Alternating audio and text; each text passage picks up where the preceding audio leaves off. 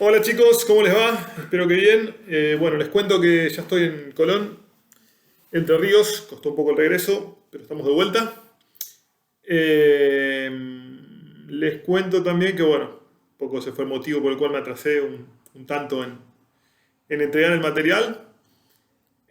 También les cuento que tengo ganas la semana que viene, calculo que para el martes, que sería mi día, de hacer un Zoom o Jitsi, no sé qué están usando. Ustedes me dirán cuál de las dos plataformas les funciona mejor. Sobre todo para que evacúen dudas, o sea, lean todo, miren todos los videos y la idea es que se vayan evacuando las dudas a través de la plataforma y probablemente les dé para hacer un trabajito que me va a servir un poco como una nota de referencia. Así que bueno, ya les voy comentando eso. Y bueno, les voy a mandar ahora mismo la clase de hoy. Y bueno, el correspondiente link para que puedan acceder a este video. Bueno, hoy vamos a ver maridaje. Eh, en general, bueno, el año pasado lo di en otro momento, lo di en la segunda parte del año, pero bueno, tuve que cambiar un poco el cronograma por cuestiones un tanto lógicas. Así que bueno, lo dejé para este momento. Eh, bueno, a ver, ¿qué sería un poco el maridaje? Dicho de una forma un tanto poética, es el arte de combinar platos y vinos. Como les dije en su momento, uno puede partir de un plato o bien partir de un vino, de acuerdo a lo que tenga ganas, en el caso de que sea por placer, ¿no? Eh, para eso, ¿qué necesitamos? Necesitamos dos cuestiones. Reconocer texturas por un lado. Tenemos distintos tipos de texturas que bueno, las vamos a ver después. Crujientes, grasosas, fibrosas, harinosas. Y reconocer los sabores. Es clave que sepan cuáles son los sabores. Tenemos cuatro sabores principales, o cinco. Tenemos, bueno, dulce, salado, amargo, ácido y tenemos el umami, que es el sabor graso, ¿sí? Que se descubrió hace poco en Japón. Poco me refiero en términos de tiempo, no hace poco, pero hace unos años, pero bueno, es relativamente nuevo. Y bueno, dentro de esos sabores que tenemos que reconocer tanto los del vino como los de los platos. Bien, ahora volvemos un poco a las texturas. Dentro de las texturas tenemos entonces las grasas. Las grasas son claves, se llevan muy bien con los vinos tánicos las grasas. ¿Por qué? Porque estimulan la salivación, eh, tienen este efecto lubricante y eso se contrarresta muy bien con la parte amarga, con estos taninos que dan esta sensación de sequedad en boca. Entonces hay como una suerte de armonía entre las texturas grasas y los vinos tánicos. Eh, También tiene una muy buena asociación con la acidez. Eh, y el ejemplo, justamente, bueno, les puse unos ejemplos un poco, bastante gourmet, en realidad, como para subir un poco el nivel. Por ahí no tanto, bueno, este es más terrenal, hay otros que son un poquitito más elevados. Pero tenemos el ejemplo acá, el Sauvignon Blanc sería con mousse de palta. Eh, el mousse justamente tiene esa textura grasa y el Sauvignon Blanc que tiene una buena acidez. En general los vinos blancos suelen tener una buena acidez, espumantes inclusive. Podría llevarse bien con un espumante también. Así que bueno, puse algunos ejemplos como para tratar de capitalizar, un poco de mostrar en realidad que como estos maridajes, como para llevarse bien, plasmarlo en un ejemplo, ¿no? Después tenemos, bueno, texturas harinosas, que también los tintos tánicos se llevan bien, porque disimulan un poquitito su rugosidad. Texturas harinosas, bueno, vemos legumbres, purés. eh, y el ejemplo es un magre de pato. Magre en realidad es como la pechuga del pato, al final se saltea. Hecho marrón glacé es la avellana en realidad y se hace como una pasta. Y ahí justamente el ejemplo es con un tinto rico en taninos y firme al paladar. Ahí tenemos, bueno, un ejemplo de cómo justamente esta textura harinosa, como sería el marrón glacé, no así el madré de pato, se lleva bien con un tinto rico en taninos, ¿sí? Las crujientes o crocantes, estas son muy utilizadas en la gastronomía, se llevan muy bien con todo en realidad. O sea, gastronómicamente hablando, juegan un papel importante porque es muy lindo percibir distintas texturas. Pasa, bueno, en ejemplos, bueno, pasa mucho por ahí en lo que es repostería. El crumble, por ejemplo, algunas tortas de manzana que le dan esa textura crujiente. Otro ejemplo, no sé si han comido la ensalada César de pollo que lleva los crutones, que, que serían básicamente como tostadas, pan tostado, que dan también esa sensación de crujiente, que es realmente muy interesante a nivel gastronómico y se lleva muy bien también con los vinos. Acá tenemos, bueno, acá justamente da ejemplos de vuelta a las cepas robustas, tánicas, como son Cabernet Sauvignon y Syrah, o blanco, o sea, con crianza y espumantes. Y el ejemplo que tenemos es una frutilla con crema ácida y crocante de almendras con un espumante, ¿no? En este caso sería un postre. Eh, y por último tenemos las texturas fibrosas, que son difíciles, francamente. Interfieren, bueno, negativamente en los vinos y lo que hay que tratar es de suavizarlas justamente con algún aderezo o salsa. Bueno, el ejemplo aclara bastante, que es espinacas con salsa bechamel. Salsa bechamel sería una suerte de salsa blanca, en donde justamente esta salsa suaviza esta textura fibrosa que puede tener la espinaca. Después hay otros productos. A veces, bueno, la batata nos pasa ahí con el boñato que puede tener un poco de fibra, espárragos. No son tantas, pero son algunas que son medio complicadas a la hora de maridarlas. Después vamos a ver más adelante un poco los enemigos del vino, que también son difíciles, pero no imposibles. Bueno, sabores del vino. Acá volvemos un poquitito, bueno, a lo que son los sabores y puntualmente en este caso los del vino. Tenemos la parte dulce, con lo que serían, bueno, los azúcares, lógicamente, sobre todo en vinos dulces, que se percibe más, así todo en los vinos secos nos queda cierto azúcar residual que le da esa sensación dulce. Y el alcohol, que da también un poco no solo la sensación por ahí dulce, pero también la de temperatura, la de calor. Después tenemos el sabor ácido, que serían ácidos de la uva y del vino. O sea, tenemos los ácidos, bueno, principales, málico, cítrico y tartárico. Después tenemos, bueno, los succínicos, lácticos, que ya son productos de la fermentación. El sabor amargo, que en el caso de los tintos lo dan los polifenoles, básicamente los taninos. Y el sabor salado, que prácticamente no se percibe en los vinos. Es ínfimo y no es algo que vayamos a sentir. O sea, de los 4 sabores que tenemos, hay 3 que son bastante importantes, algunos en mayor o menor medida, depende del vino que estemos tomando. Bien, reglas básicas para maridar. Acá me gusta, a ver, no voy a ser tampoco muy ortodoxo, en realidad rompo un poco con esto yo personalmente, o sea, sí considero algunas que sí las sigo a rajatabla, otras no tanto. Creo que acá cada uno tiene cierta libertad como para ver realmente qué es lo que queda bien. Eh, pero bueno, sí es importante, la primera de las reglas sí me parece realmente importante, conocer un poco tanto los elementos principales del plato como del vino. Bueno, dentro del plato tenemos los distintos ítems, o sea, las texturas claramente, las temperaturas, tipo de cocción, los sabores. Eh, sí, color y presentación por ahí, yo en mi caso puntual no tanto, pero bueno, sí puedes jugar un poquitito porque lo visual entra realmente. O sea, la parte visual, lo que entra por los ojos vende y termina gustando muchas veces solo por lo que vemos, no tanto por el producto en sí, sino una clara muestra son a veces las etiquetas de los vinos que nos llevan a comprar un vino, en realidad, también influenciando a la hora de comprar.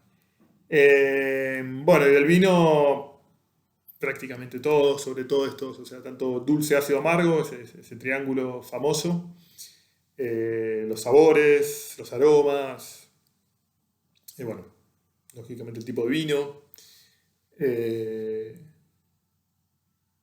el cuerpo que puede tener el vino, pero bueno, va un poco relacionado con con ese triángulo en realidad.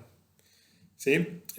Bueno, es importante saber un poco la composición estándar de un menú, eso no sé si sería una regla, pero sí es importante saber la composición estándar de un menú de degustación clásico, en donde arrancamos por platos ligeros y de color claro, salsas claras, dice, después pasamos, bueno, pescado, carnes blancas, y vamos entrando en las carnes rojas, por ahí primero las magras y después las grasas, y bueno, finalizamos con un postre. Esta lógica es idéntica prácticamente a la de los vinos, en realidad, a la hora de catar vinos. O sea, va de la mano. Arrancamos de algo por ahí con menor temperatura, según les he dicho, con menor temperatura, mayor temperatura, pero de algo menos complejo a más complejo.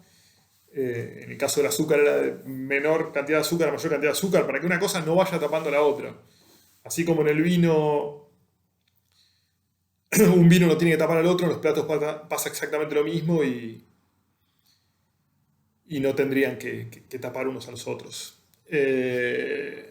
Por eso terminamos con lo dulce, que el dulce termina como anestesiando un poco la boca y no permitiendo ya pasar a una última etapa.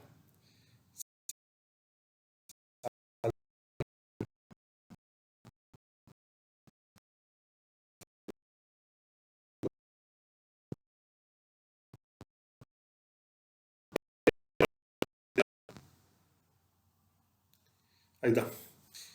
Eh, Bien, después bueno, acá seguimos con las reglas, no tomar vinos dulces y licorosos con mariscos y carnes. El vino dulce y licoroso hoy se está usando en todos lados, y está bien, va un poco en gustos, pero yo francamente no sé, que me coman un pedazo de carne roja con un cosecha tardía, que me ha pasado cuando trabajaba en gastronomía, me duele muchísimo, pero bueno, la gente lo disfruta, bienvenido sea. Después con la 4 choco un poco, no tomar vinos tintos con frutos de mar y pescado. Yo creo que un tinto ligero se puede llevar bien con algún pescadito. Depende de la salsa que uno le haga, pero con una salsa bastante intensa se podría llevar bien con un tinto joven, con una buena acidez. Bueno, ligeros antes que los vinos con más cuerpo, eso es un poco lo que hemos visto con la temperatura. Bueno, más fríos que los vinos que no lo estén también. Acá, bueno, un poco los espumantes preceden los vinos blancos, estos los rosados y estos a su vez los tintos, es un poco lo que venimos viendo. Graduación alcohólica descendente, lo mismo. Servir los vinos en el mejor momento de la estación, eso es importante. Yo, por ejemplo, guardo vinos, tengo mi pequeña cava con un par de botellas que las guardo una buena cantidad de años. Y, por ejemplo, los vinos tintos los tomo a partir de ahora. O sea, a partir de mayo empiezo con los vinos tintos con crianza y los tomo hasta octubre, septiembre, octubre que ya empieza el calor. O sea, yo prefiero los vinos tintos corpulentos con crianza en esta época y después en verano tintos jóvenes, blancos, rosados. Soy un gran amante del rosado. Eh, Eso se los aconsejo, realmente es difícil a veces tomar un vino. Imagino, sé, acá, verano, mediodía, 26 grados a la sombra y tomando un tinto con cuerpo, está bien. A 18 grados, no. No, yo personalmente no, lo disfruto más en invierno. Eh, bueno, jóvenes y frutados, a los maduros y evolucionados, un poco lo que venimos viendo. Los secos deben preceder a los dulces también. Y no hay que malgastar grandes vinos. Un gran vino no puede estar solo en una gran comida. Acá estoy de acuerdo con la primera parte. Los grandes vinos, a ver, yo estos vinos que hablo no los malgasto, o sea, es toda una ocasión medio especial. Tengo pocos vinos, abro 3 4 al año. Por lo tanto, al ser pocos también genera un poco el ambiente como para abrirlos. Ese es un consejo. que les doy. Después que el gran vino no puede estar solo en una gran comida, en general suelo hacer comidas elaboradas, pero a veces quiero dedicarle al vino y me compro no sé, por un buen quesito y digo, bueno, me tomo el vino con un buen queso, que es bastante sencillo, pero trato de darle más importancia al vino que a la comida. Ahora después vamos a ver un poco las teorías de maridaje. Pero sí, si van a ver un buen vino, sobre todo, bueno, siempre lo comparto, ¿no? Y con alguien que lo aprecie. Es un poco como cualquier cosa, porque no hay peor cosa que tomar un gran vino con alguien que prácticamente no le gusta el vino. Es bastante, sí, margina bastante, el vino es bastante exclusivo y tiene ese lado que igualmente yo creo que cualquier cosa que a uno le guste y lo quiera compartir con alguien, a la otra persona le tiene que gustar, porque caso contrario lo va a disfrutar uno solo y no el otro. Pero bueno, no hay que malgastar grandes vinos, eso es una realidad.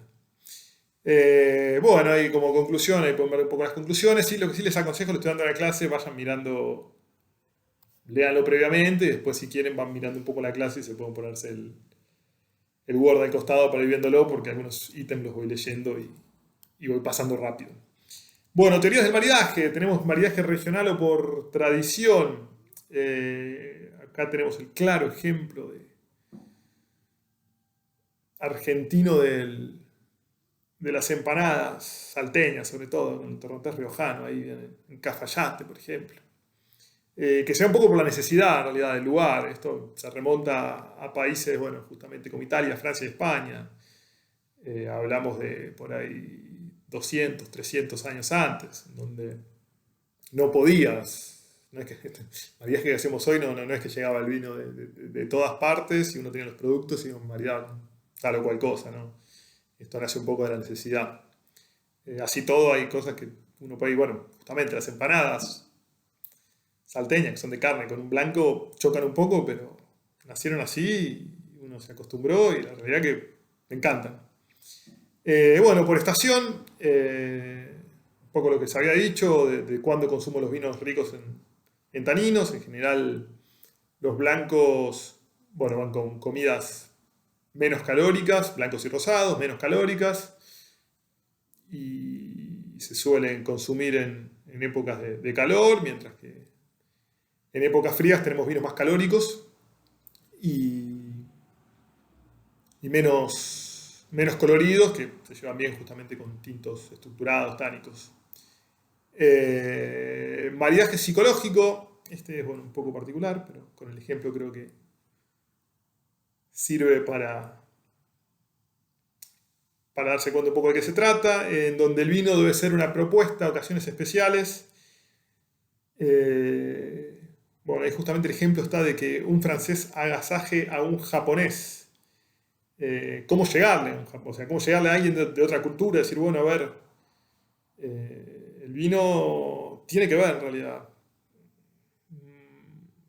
Es una forma de cierta medida, en este caso, de comprar a un japonés, o sea, de agasajarlo y lograr cierto objetivo. Bueno, por eso ahí dice, fundamental conocer el motivo del encuentro del evento.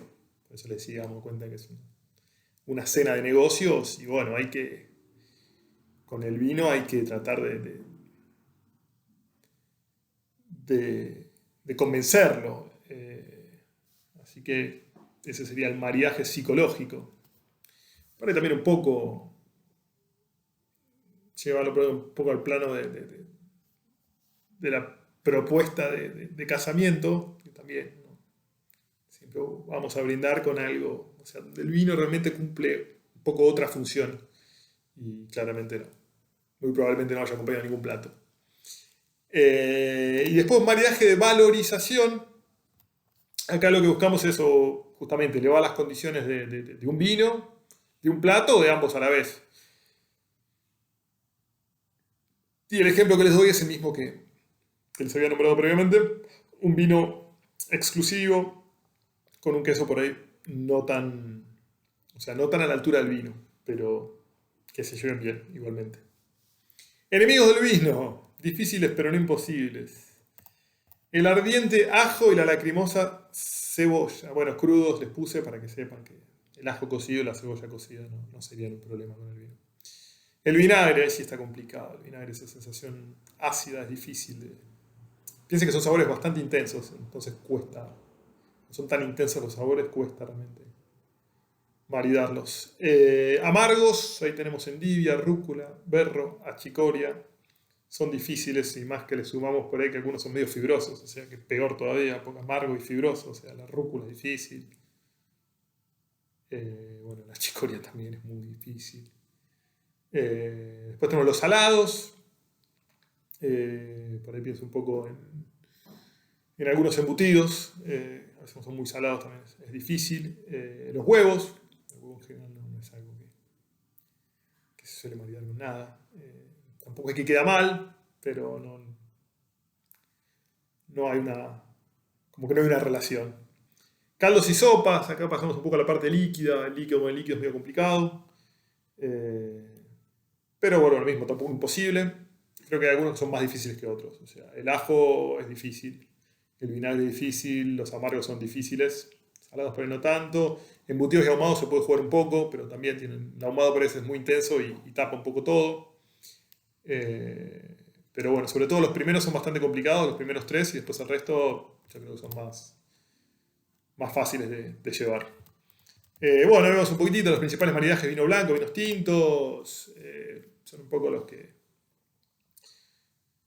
que se van viendo atrás de las botellas y un poco lo que se aconseja en general, que vinos blancos con carnes blancas,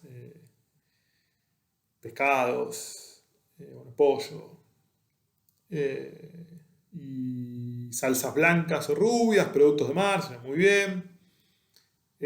Picantes y charcutería, también la acidez ayuda mucho con todo el tema del picante, agarrar un poquitito ese picor. Y ahí vemos algunos quesos de pasta grasa.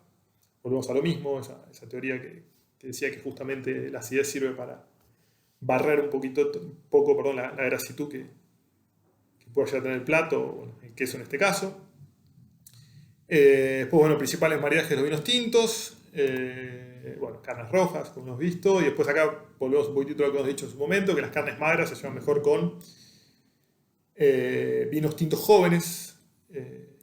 Mientras que las carnes un poco más grasosas se llevan bien con los vinos tánicos y estructurados, por lo que hemos dicho de lo que generaba la textura grasosa, que estimulaba la salivación y bueno, generaba cierta lubricación en la boca y se lleva mejor con los taninos de los tintos.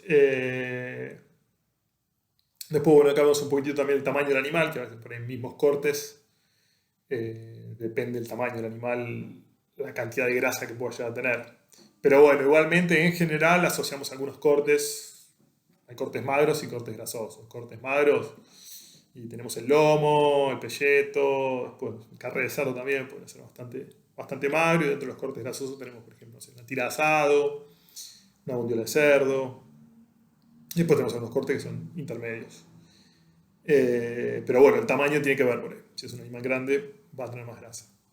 Bueno, después los maridajes genéricos se los dejo para que lo lean. Por si tienen algún vinito que dicen, bueno, quiero abrir este vino. No sé, por decirles, es un blanco seco de cuerpo medio, y ahí tienen un poquitito por lo menos como para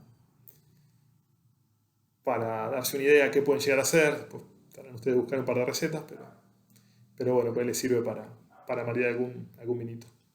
Bueno, chicos, eso fue todo.